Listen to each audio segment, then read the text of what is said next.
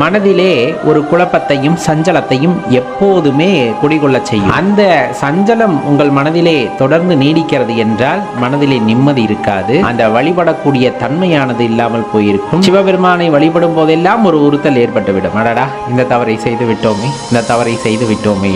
அப்ப அதுதான் அந்த இடத்துல தீட்டா மாறும். நம்ம சொல்கின்றோம் அல்லவா, தீட்டு இருந்தால் இறைவனை வழிபட முடியாது, கூடாது அப்படின்ட்டு.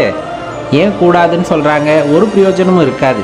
மனதிலே இவ்வளவு குறை குற்றங்களை வைத்துக்கொண்டு அவரிடம் நிம்மதியாக சென்று வழிபட முடியாது, தியானத்தில் ஈடுபட முடியாது. இந்த மாதிரி நிறைய விஷயங்களிலே நமக்கு தடைகள் ஏற்படும். அப்போ மனதிலே காம குரோத இந்த மாதிரியான மதமாச்சரிய எண்ணங்கள் எல்லாம் இருக்கிறது. அப்படிங்கும் போது முழுமையாக இறைவனை நம்மால் வழிபட முடிவது இல்லை.